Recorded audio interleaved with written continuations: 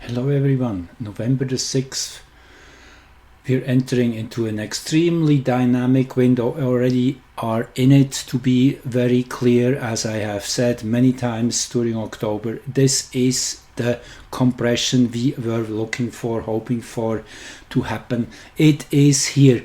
We have this really powerful new moon on the 13th of November, which is happening to be also Diwali, the festival of light, which is celebrated in the Hindu religion, which is the highest of the Hindu festivals. It symbolizes the spiritual victory of light over darkness, of good over evil, and knowledge over ignorance. This says it all.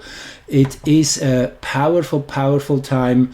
You see it here in that simple lineup. That is when Uranus will be closest to Earth on November the 13th. That is the day we are looking for, which is that also lunar Samhain, lunar Celtic New Year, the dark moon, which is happening just 2 hours prior to when Uranus will be closest to Earth. Here you see it. This is 11:45 roughly a.m. and the new moon is exactly at 9:27, some 3 hours prior. So anyway, this is the moment when Uranus is closest to Earth, and you see where Uranus is here in regard to Earth's axis, to Earth's meridians, I should say. It is right below the feet if you stand on the 0 meridian of Earth. So the really powerful spot, shaking everything through literally. That is hexagram 23, which is collapse. Literally, that is one of the names of that hexagram. It is a very unstable building. 5 weak lines. On top is a yang line. So this is everything is bent to go through a restructuring from deep within. That is the phase which started actually in May, on May the 8th, 2023. Uranus entered definitely into this hexagram 18:52 and 30 seconds in Taurus. This is based on the Human Design Systems teachings, which overlays the 64 hexagrams over the zodiac, and you can look that up on my website, thecosmoswithin.org. The link is always under the videos here. So anyway, let's go back to this chart. This is very, very powerful, very action-oriented energy. We are at that point where everything is breaking open, breaking loose. Yes, it can go in all directions possible, as we know. However, I think we are only approaching the brink of the abyss, and then there's a big illumination happening, actually in progress. And in this context, I quickly would like to refer to this really great recording I enjoyed, Pam Gregory's interview with Nancy Rebecca, who is speaking of contacts with the Syrian light beings who are here to support us. And there are 3, you could say, infusions of strong energy into Earth in November alone. The first one, she was told, would happen on the 4th of November, the second one on the 18th, and the third and final one on the 25th. The 25th of November, by the way, is a date I have long spoken of as being a turning point, a big turning point. We will get to that in a few videos down the road, so please subscribe so you don't miss anything. I really like to keep you updated on these enormous upgrades we are going through as a collective, and certainly that's what it is if we look at it in plain sight, regardless of all the difficulties. I also would like to read you here quickly a poem which I found in the V-Moon calendar, this one here, which is one of my favorites. So, feed the fire. It is that time of the year, Scorpio and Sagittarius, where we are going into darkness more and more.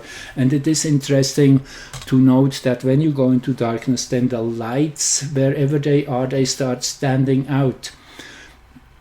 And in that same way, as darkness falls on the northern hemisphere of this planet, where 90% of the human population is living, by the way, so 90% of humanity are, in that sense, literally heading into the darkest period of the year. In that sense, all that is truly holding the light will start shining and standing out and becoming more radiant as the darkness takes over. And this is exactly that amazing experience we are all going through, and it is something which we will find within ourselves when we watch the fire. It will ignite the inner fire. So I really liked that poem, Feed the Fire, by Alexa Ayasoro. Let me read it to you. Feed the fire, dear ones. Listen to the flames. Inside, there is transformation. Outside, it feels like burning. Almost too much in the moment. Surrender and alas, the alchemy transpires. If you're feeling stuck or challenged, ask yourself, when is the last time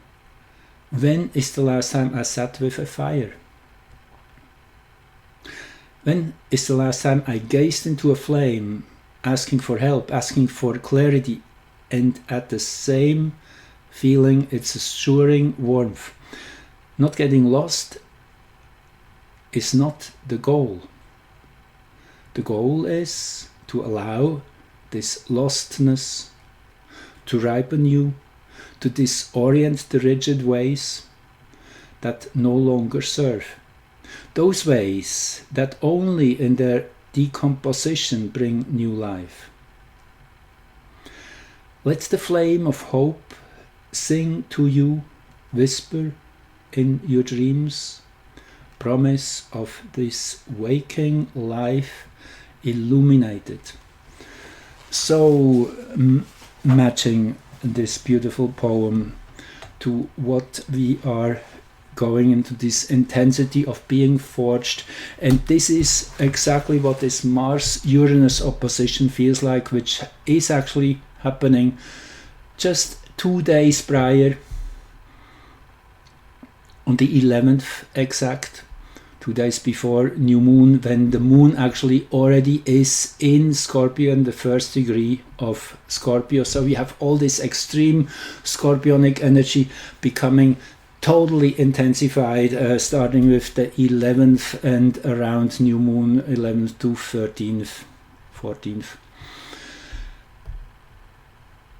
So let me just go to my notes here so I really don't miss anything what I wanted to tell you. Yes, November is in numerology the 11th month added to the 2023, which is a 7.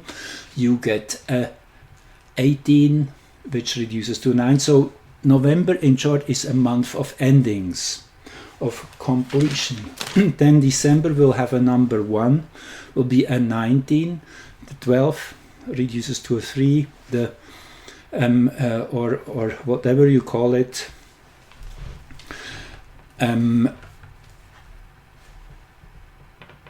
Yes, the 12 and the 7 of the 2023 is 19, reduces to 10, reduces to 1. So December will be the beginning truly of what's next in this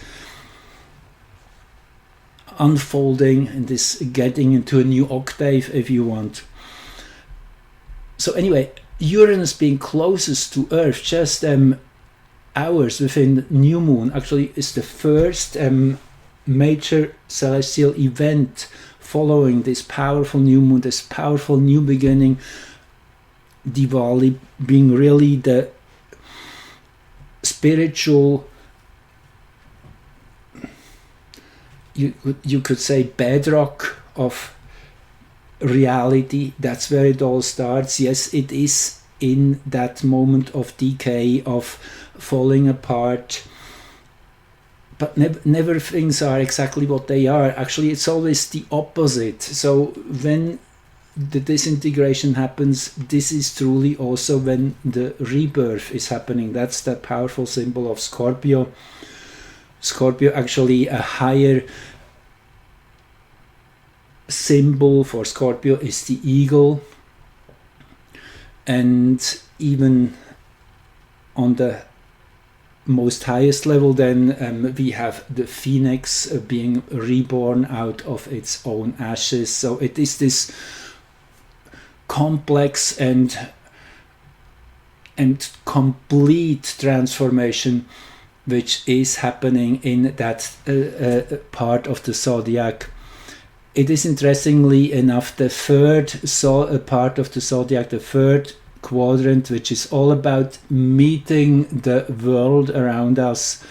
This is kind of the informal part, Libra, where we get to know each other, where we kind of find out each other's boundaries, and then comes the deep immersion, the faithful communion. And that's actually the words Rudyard is adding to the sign zodiac. The first 15 degrees he groups as the time of communion, and then from 15 to 30 this is faith is the key word there. So it is really that totality of experience, of going really 100% into it. This is what Scorpio is. And we have Mars, the moon, and the sun. And if you look at the midpoints here, the moon is almost exactly at the midpoint of sun and Mars. So the moon, always in mundane charts, is representing the people. So this is a powerful activation of emotional and but also of activation energy, of really getting into action mode with Mars and the moon so close together.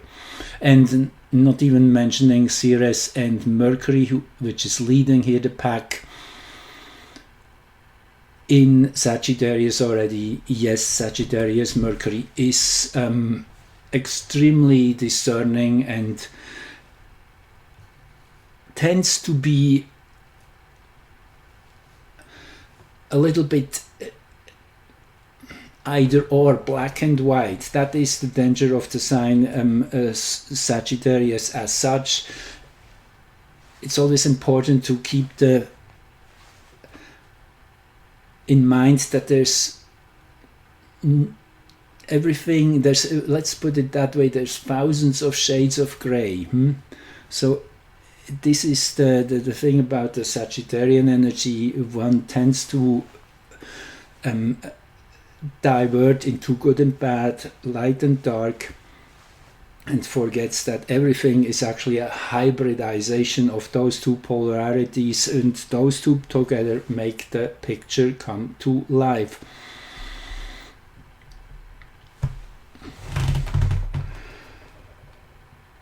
So Uranus is really highlighted here in this new moon chart. There's no doubt you see it. If we now go on and look at the new moon chart, then, which was a few hours earlier, with the Sag rising here, and most of all Chiron here at the fourth house cusp.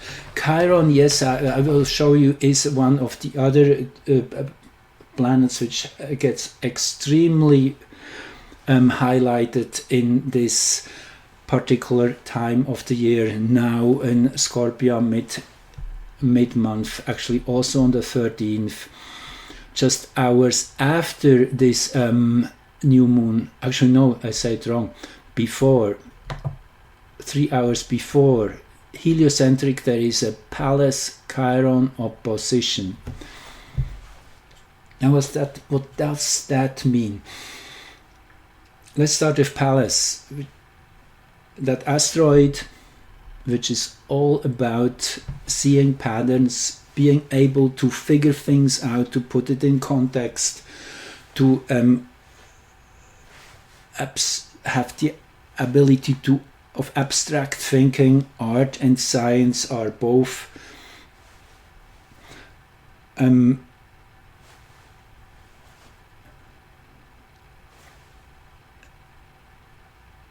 aspects of the Pallas Athene energy.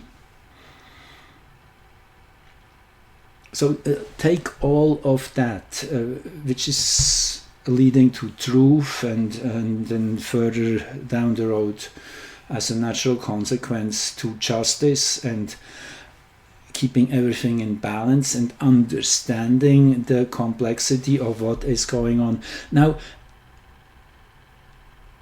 Chiron. What is Chiron here? What is Chiron's role, we should say? Well, first of all, Chiron is in this part of Aries, which is related to hexagram 51, which is shock and thunder. And no wonder, you would say, Chiron has been in this hexagram already since, I guess, almost 2 years now, and will be in here for another year or so. 2045 is then the cutoff line.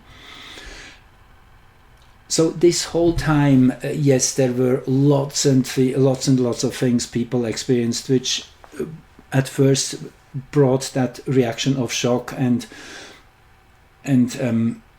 real I didn't see that coming kind of.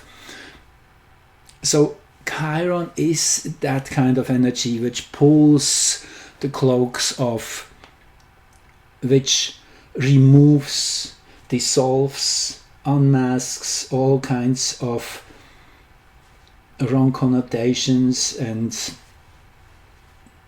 ideas are shown they were wrong, plain out wrong. So it is that kind of reconciliation which is happening, which is the theme of this month and whatever is coming in the next weeks. This is strongly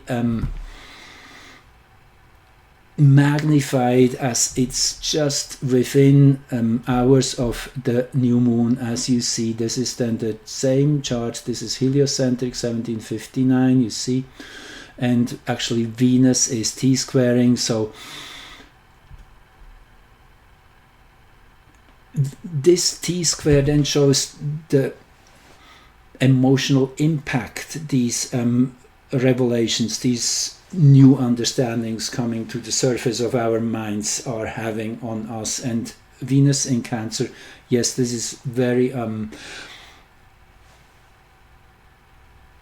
wanting to help, support, and be there for one another in the midst of all that chaos. It's really bringing out the best of everyone. The more deep we go into this confrontation between the two sides of the story, as we all know. And again, I want to say this is how existence plays. It plays with these extreme polarities. So there's no real such thing as good and bad. There is really only such a thing as light and dark, as clarity and all the good adjectives and the shadow sides of it, which is all about ignorance and being lost, and in that sense being desperation. So it is that polarity we have to see, and once we bring light into it, everything can transform from inside out, and those forces who are truly not of service, they will have to leave. They're pushed out as we close all the gaps, all the gates. These energies, these interdimensional energies, have been sneaking in to this natural universe. Humans as such are good, period. Goodness is where we come from. Every baby, every child born is a pure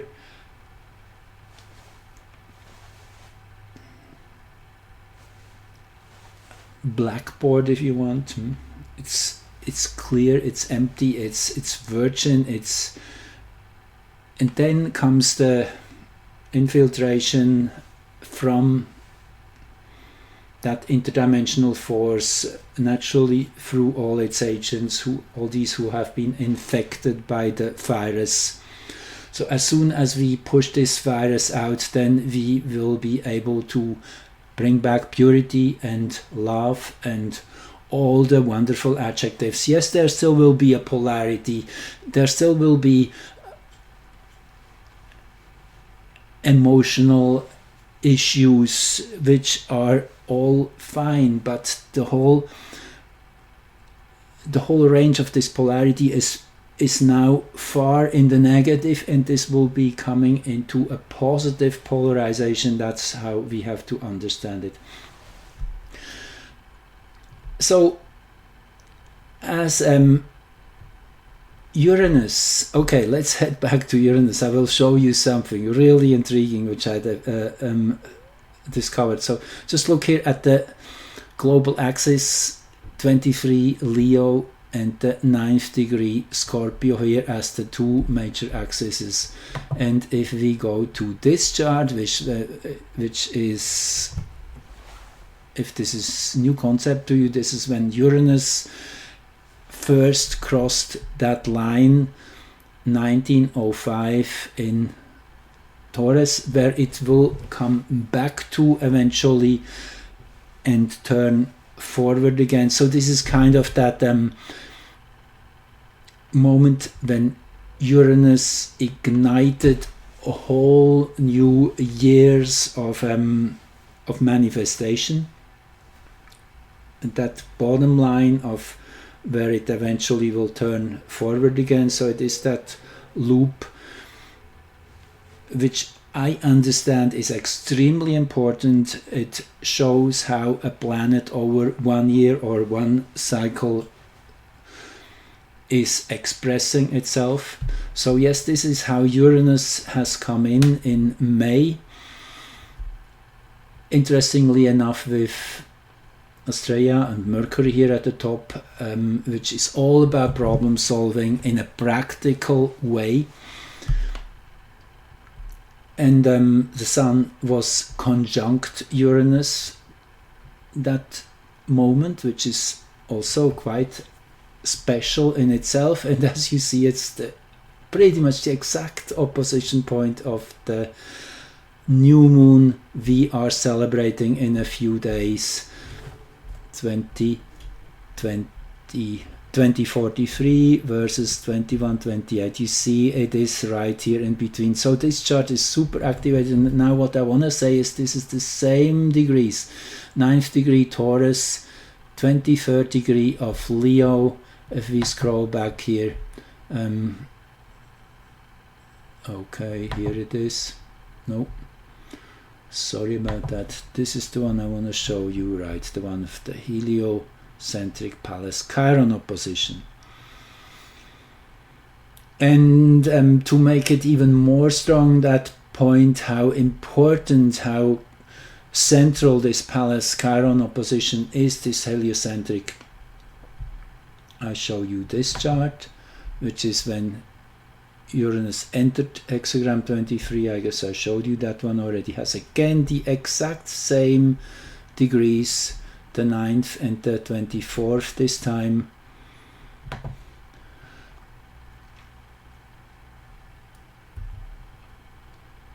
So let's see what else I wanted to tell you here in this context.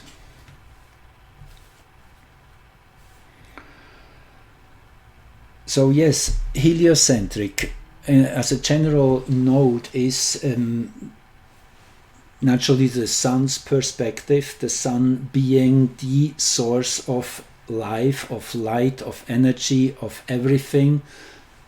We all are extensions of solar energy. The sun is, in that sense, the highest expression of physical form, physical reality, the sun being literally an intersection, a 0 point between the vacuum, the purest form of energy which is held in the vacuum, and physical, visible, material energy manifesting itself. So it would make also sense to call it a wormhole, a star. It is a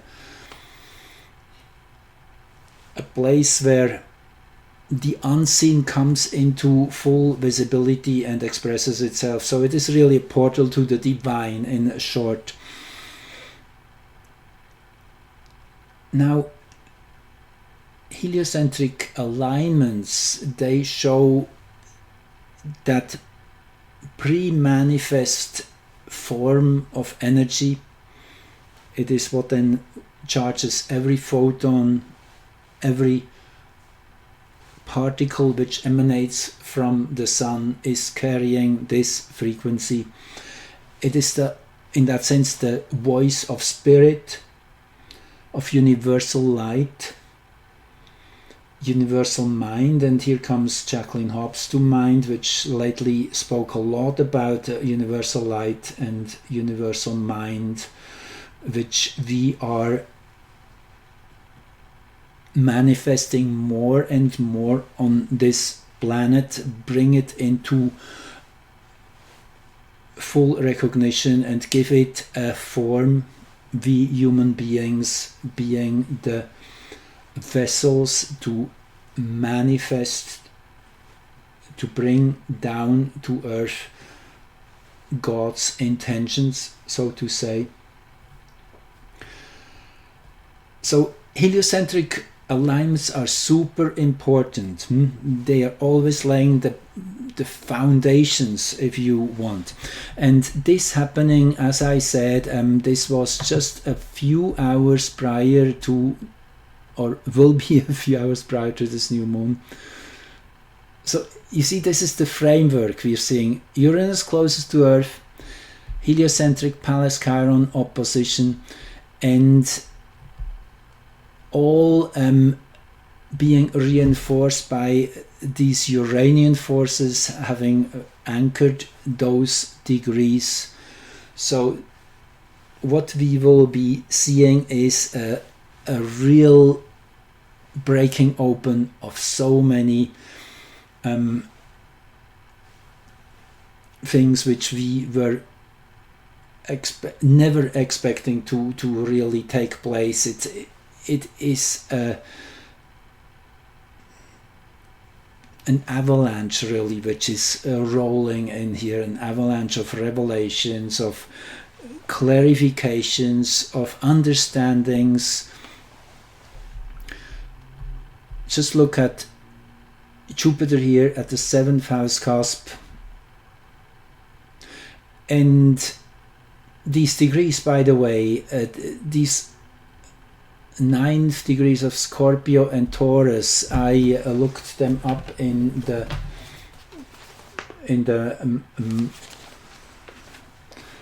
Sabian symbols. So this 9th degree, and actually we're at moving into the 10th degree as we go. Interestingly enough is when Mars then enters Sagittarius. I guess this is the chart here. No, not yet. I thought I had it here. Yes, here it is. On the 24th. That will be really the initiation of that final infusion of new energy, jacking it up even to a more intense level where it's a natural occurrence, that transformation. By then in Sagittarius, the Sun and Mars here narrowly conjunct. And as I said, I mean, it's now been 4 weeks that the Sun slowly has been drawing closer to Mars. As you see today, Mars is at 1740 here in Scorpio versus the Sun at 1415. So slowly the Sun is edging closer. And here again you see have the 10th degree now of Taurus and Scorpio. So it is that migration, that's progression, I should say, from the 9th to the 10th degree, which we are seeing. Again, you see here in all the anchor charts we have the 9th degree. The 9th degree, and then with Mars entering Sag, it moves on into the 10th degree. So the 9th degree is a fully decorated Christmas tree, and it's faith in cyclic renewal. It is that ability to create inner happiness in dark hours. How true is that? And the 9th degree of Taurus, of Scorpio, that was Taurus, the 9th degree of Scorpio is a dentist at work.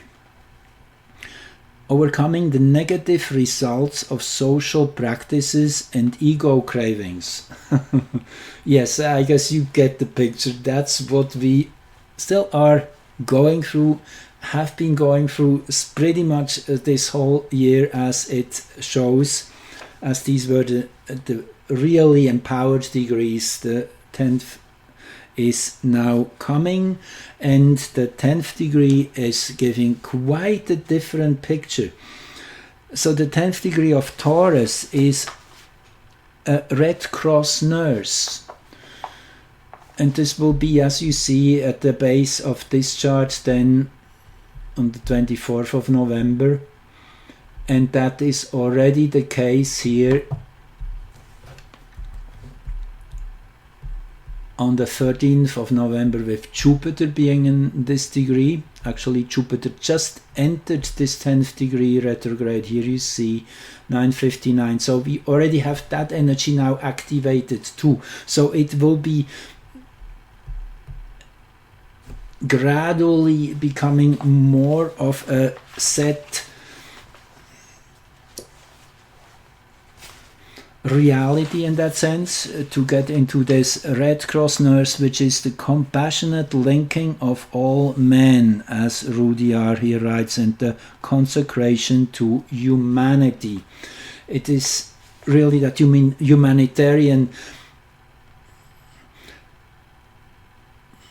kind of heart activating energy, which we see rising sharply as light comes into darkness, and all these misconceptions are uncovered due to the wonderful influence of Chiron mainly, and Uranus the shaker. So this is the Red Cross nurse. And then listen to that, the 10th degree of Scorpio is a fellowship supper uniting old comrades. And it really, we rephrase that, is the rewarding side effects of human humans relating based upon working together and doing things together, helping, supporting each other. It's that rewarding side which then is really coming to play. So a very, very big progression here from the 9th to the 10th degree of Scorpio Taurus. We are seeing over these next few weeks becoming more and more clear.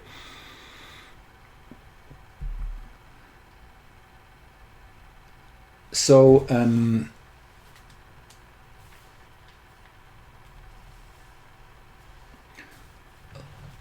yes, this is then when Mars enters Sagittarius on the 24th. I guess I'll leave it for here. I really wanted just to tease you with this chart. This is still coming. So right now we're covering up to that date, actually on the 16th.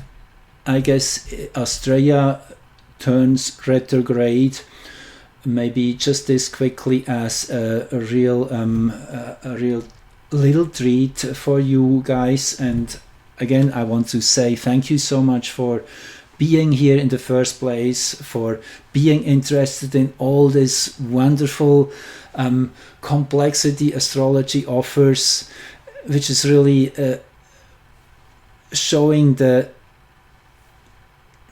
sacred geometry which is behind anything and everything, regardless of what magnification or dimension you're looking at reality. You always see the same patterns, the patterns of perfection. And that's what I'm showing you here in that macro, that cosmic view of realities, of energies, how they play in with each other. And it's not so that the stars or the planets would cause anything. It is really a synchronicity. It's a dance. These energies are all dancing in synchronicity with one another. It is really beyond explanation. It is just everything is so attuned magnetically and by intentions. It's a great symphony we are experiencing, regardless of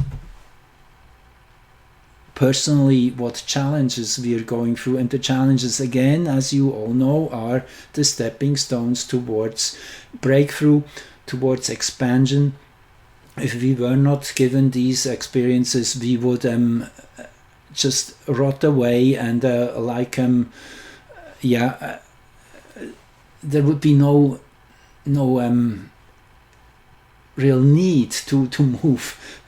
Everything would be so just I guess you get the picture. It's just when there's no incentive really to take the next step. So sometimes we need that. I guess that's the best way to look at what's happening presently. Just wanted to say Astrea is the one which is bringing the knowledge of how to clean things up, how to help practically involve oneself. It gives those tools, that asteroid, the Star Maiden,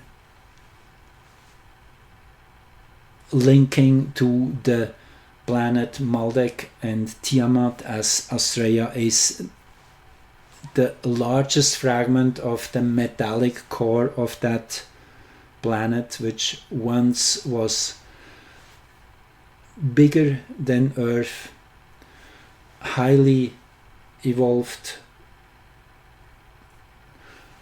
civilizations were living there, destroyed something like 500,000 years ago. That's what sources say. Anyway, Astrea is carrying that frequency, and it is all about,